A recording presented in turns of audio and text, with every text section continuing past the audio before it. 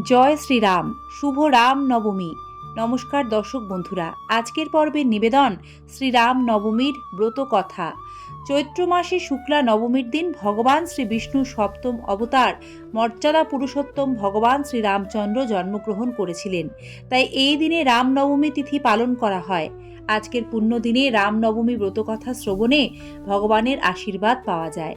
ব্রহ্মার মানসপুত্র মহাযোগী সনক পিতৃ সমীপে উপস্থিত হইয়া জিজ্ঞাসা করিলেন, ভগবান, প্রসিদ্ধ আছে রাজা দশরথের ঔরসে রানী কৌশল্যার গর্ভে ত্রিলোকনাথ ভগবান শ্রী রামরূপে জন্মগ্রহণ করিয়াছিলেন। দশরথ ও কৌশল্যা এমন কি পুণ্য করিয়াছিলেন যে দুর্বা দলশ্যাম শ্রীরাম তাহাদের গৃহে অবতীর্ণ হইলেন? ব্রহ্মা কহিলেন, বৎস, তুমি জগতের কল্যাণার্থে অতি পবিত্র প্রশ্ন করিয়াছ। ইহার উত্তর দিতেছি, শ্রবণ করো। রাজা দশরথের যৌবনকাল প্রায় শেষ হয়ে এলো, অথচ তার কোনো সন্তান হলো না। বংশরক্ষা হয় না দেখে রাজা দশরথ খুবই চিন্তায় দিন কাটাতে লাগলেন। শেষে তার কুলপুরোহিত বশিষ্ঠদেব রাজাকে বললেন তার স্ত্রীকে সঙ্গে নিয়ে শিব দুর্গার মন্ত্র জপ করতে। রাজা দশরথ ও তাহার মহিষী পতি পরায়ণা কৌশল্যা ধ্যানমগ্ন হইয়া শিব দুর্গা মন্ত্র জপ করিয়াছিলেন। তাহাদিগদের কঠোর তপস্যায় শশীশেখরের হৃদয় প্রসন্ন হইল। তিনি তৎক্ষণাৎ রাজা ও রানীর পুরোভাগে আবির্ভূত হইলেন। কৈলাসপতিকে দেখিয়া রাজার আনন্দের অবধি রইল না। তিনি করপুটে সদাশিবকে সম্বোধন করিয়া কহিলেন, ভগবান, আপনাকে প্রত্যক্ষ দেখিয়া আমার জন্ম, কর্ম, চক্ষু ও দেহ সার্থক হইল। সদাশিব কহিলেন, রাজন, তোমার অভীষ্ট কি প্রার্থনা করো, আমি তাহা পূরণ করিব। রাজা কহিলেন, হে কৈলাসনাথ, আমি পুত্রাভাবে নিরন্তর মনোদুঃখে কালাতিপাত করিতেছি। কি কার্য করিলে আমি পুত্র রত্ন লাভ করিতে পারি, আপনি তাহার উপায় বিধান করুন। সদাশিব কহিলেন, মহারাজ, তুমি ভক্তি সহকারে পুত্রেষ্টিযজ্ঞ সম্পাদন করো। তাহা হইলেই কৌশল্যার গর্ভে ব্রহ্মাণ্ডপতি জনার্দন তোমার পুত্ররূপে অবতীর্ণ হইবেন। দেবাদিদেব চন্দ্রনাথ এই বলিয়া তিরোহিত হইলেন।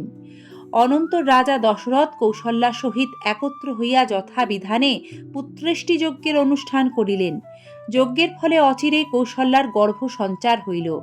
যথাকালে চৈত্র মাসে শুক্লপক্ষে নবমী তিথিতে পুনর্বসু নক্ষত্রে শুভ লগ্নে শুভক্ষণে শুভ যোগে স্বয়ং জনার্দন শ্রীরামচন্দ্ররূপে আবির্ভূত হইলেন। এই জন্য এই তিথি রাম নবমী নামে কথিত। এই মঙ্গলময় দিনে শ্রীরামচন্দ্রের উদ্দেশ্যে যে কোনো শুভকর্মের অনুষ্ঠান করেন, কোটি সূর্য গ্রহণ অপেক্ষা তাহাতে অধিক ফল লাভ হয় সন্দেহ নাই। যে ব্যক্তি এই দিবসে উপবাসী থাকিয়া রাত্রি জাগরণ ও পিতৃপুরুষগণের উদ্দেশ্যে তর্পণ করেন, অন্তিমে ব্রহ্মধামে তাহার চিরবাস লাভ হয়। যদি এই পুণ্যতিথিতে নির্জনে বসিয়া দশমী তিথির আগমন পর্যন্ত ভক্তি সহকারে শ্রীরামচন্দ্রের উদ্দেশ্যে ইষ্টমন্ত্র জপ করা যায়, তাহা হইলে তার দ্বারাই পুরশ্চরণ ক্রিয়া সম্পাদিত হয়। এইরূপ জপের পর দশমীতে ব্রাহ্মণ ভোজন করাইয়া দক্ষিণা প্রদান করা কর্তব্য। এই প্রকারে রাম নবমী ব্রত সম্পাদন করিলে রঘুকুলতিলক রামচন্দ্র প্রসন্ন হইয়া ব্রতির মনোবাঞ্ছা পূর্ণ করেন। এই রাম নবমী ব্রত সর্বসুখের এবং সর্বপ্রকার মঙ্গলের আকর ও পরম পবিত্র। ব্রহ্মার মুখে এই কথা শুনিয়া তাপশ্রেষ্ঠ সনক পুনরায় জিজ্ঞাসা করিলেন, হে পিত, এ প্রকার ব্রতের বিধান কি, তা কীর্তন করুন। ব্রহ্মা কহিলেন, ব্রতের পূর্বদিন একাহারী থাকিয়া আমিষ ভোজীদের নিরামিষ ভোজন করাই বিধি। রাত্রিকালে কুশ বা কম্বলের শয্যায় শয়ন করিবে, কিন্তু স্ত্রীর সহিত শয়ন করিবে না। প্রাতঃকালে গাত্রোত্থান পূর্বক স্নান ও নিত্যক্রিয়া সমাপনান্তে পবিত্র হইয়া যথাবিধি সংকল্প করিবে। তৎপরে ঘটে, পটে, শালগ্রাম শিলায় বা প্রতিমাতে শ্রীরামচন্দ্রের পূজা করিবে। প্রথমত কৌশল্যার ও তৎপরে দশরথের অর্চনা করিতে হয়। তদনন্তর পরিবারবর্গের পূজা করিয়া নবগ্রহ, দিকপাল, অস্ত্রসমূহ অর্চন করিবে। মধ্যাহ্নকালে শ্রীরামচন্দ্রের আবির্ভাব স্মরণ করিয়া পাদ্যার্ঘাদি দ্বারা তাহার পূজা সম্পাদক পূর্বক 3টি পুষ্পাঞ্জলি প্রদান করিবে। রাত্রে জাগরণ করিতে হয়।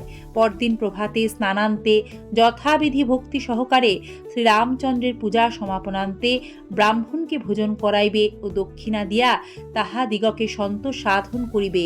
তৎপরে নিজে পালন করিবে। যে ব্যক্তি এই রামনবমী ব্রত কথা শ্রবণ করে সে ইহধামে পুত্রাদি সহ অতুল সুখ সম্ভোগ করিয়া দেহাবসানে ব্রহ্মধামে গমন করিয়া থাকে। ভক্তি সহকারে ইহা শ্রবণ করিলে রোগীর রোগ দূর হয়, বন্ধা নারী দীর্ঘজীবী পুত্র লাভ করে এবং সপত্নীর দর্প চূর্ণ করিতে সক্ষম হয়। ইহার প্রসাদে নির্ধনের ধনলাভ, ভয়ার্ত ব্যক্তি ভয় হইতে পরিমুক্ত হইবে সন্দেহ নাই।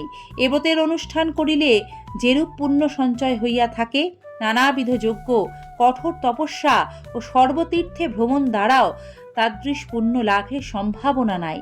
হে বৎস, তোমার প্রতি স্নেহ হেতু আমি এই গুচ্ছ মাহাত্ম্য কীর্তন করিলাম। সাধারণের নিকট তুমি কদাচ এ ব্রতের বিষয়ে প্রকাশ করিও না।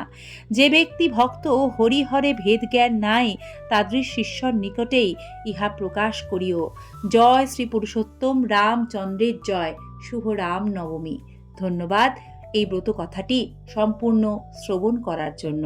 আজ তবে অনুমতি দিন পর্বটি এখানেই শেষ করি। আবারও দেখা হবে নতুন কোনো সনাতনী বার্তার সাথে আগামী পর্বে।